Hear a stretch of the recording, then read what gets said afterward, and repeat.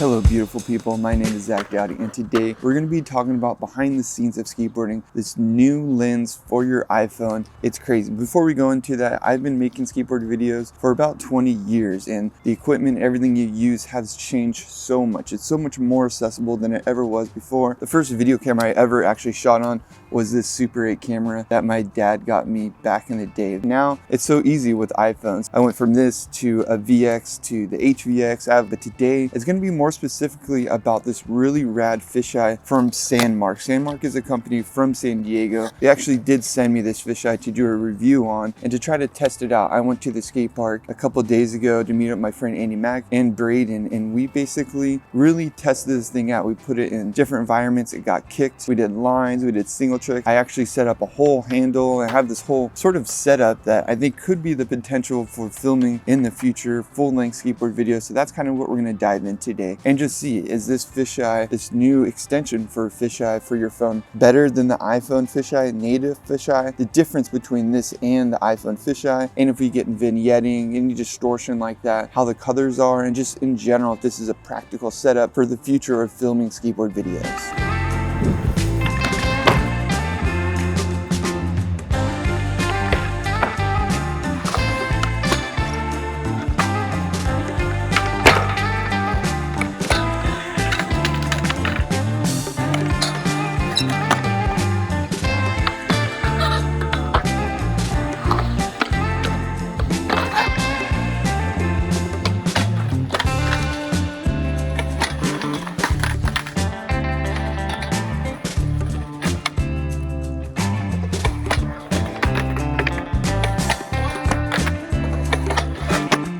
This thing is tiny. It's pretty crazy. Like, look at this thing. Thank you, Sandmark, for sending this gear. I'm pretty hyped. This is the first time I've used this. I was really excited to get this whole setup going and into action. The nice part about this fisheye, it actually does come with an iPhone case. And the advantage to the iPhone case, which I think makes a big difference with this lens right away versus other lens extensions that I saw, is that it's nice and sturdy. It just screws straight onto the case really nicely. And if you don't have an iPhone, the good thing about this lens, it actually does come with a little clip as well, and I thought that was really nice because I know there are people out there that don't have iPhones, and the way you'd use this fisheye is you basically just screw this straight onto a clip and then you would clip that onto your phone and add it to the back. So it might not be as sturdy as it is when you screw it straight into the iPhone case. However, it's a good way for other people, Android or other users, to use this lens extension. So it's not just for the iPhone. However, I only have experience using it with the iPhone, and I'm on the iPhone 11 Pro Max. So this is a bigger phone. It's got a little more high quality video settings. It does have some image stabilization. So that's the other thing I really wanted to test is, you know, how shaky will the footage be with the whole setup like this.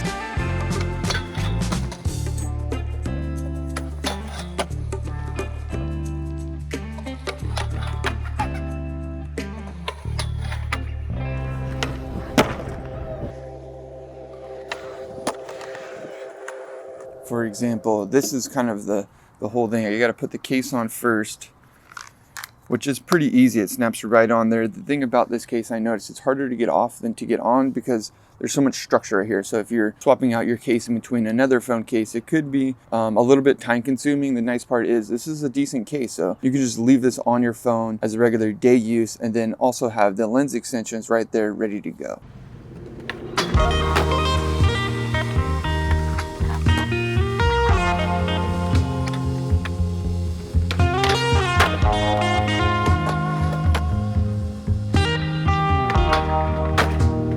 I noticed also that it is a very few threads on this lens, so you definitely don't want to, you know, strip it or mess with the threads too much because there's not too much play with that. However, you see just like that, snaps in really quickly, really easy, and then you can add the handle. Now I really wanted to test if this pull can actually be a good replacement, good for filming skateboarding as a camera handle essentially. You know, like before, the VXs were so great because you had a handle right on top with the microphone and everything. That body setup was so nice. The awkward thing about filming with iPhones is that you have this little device and it could be kind of strange to film with. So with a pull, something like this, it can give you a little bit of leverage. And the idea being is that you can just snap your phone right into here and you can essentially just start filming. Now, obviously this is more for like a selfie style. I think you would have the phone around, you do something like this, filming yourself. But instead of that, I basically stuck it upside down and then turned it up to get a little bit of leverage and used it kind of like a camera handle to see if it was very practical.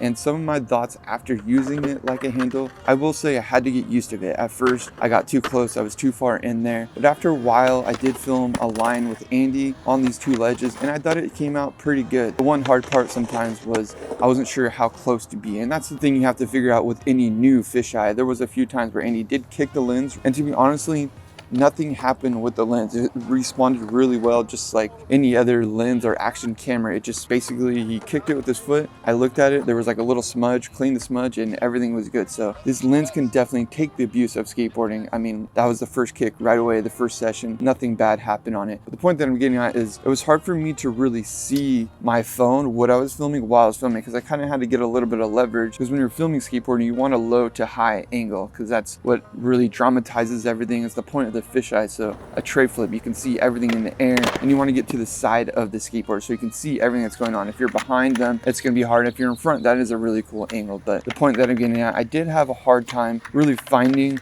a good way to get leverage and be able to see the screen. So you kind of had to guess, and I had to film a couple lines and then look back at the screen to see if I was too close or too far away. But after a couple trials of going back and forth filming lines, I did find it really helpful in the line environment. However, when I was filming single tricks, I think that it was a lot easier to just have my hands on the camera without the handle and then panning in and panning out. I think the reason for that is just the iPhone is so light. So you see every little bit of jitter and every little bit of shake. So when you're filming with something like this, you definitely have to get extra sturdy. Maybe using two hands to sort of avoid that shake can help. And it's just a lot different because with the camera, it's weighted down, so the shake isn't as noticeable. And the other thing with the fisheye is if you're rolling with the skater, you don't notice the shake as so much because the skater is shaking, the skater is moving. Where if you're just standard and you're filming fisheye panning left to right, you're gonna notice the shake a lot more.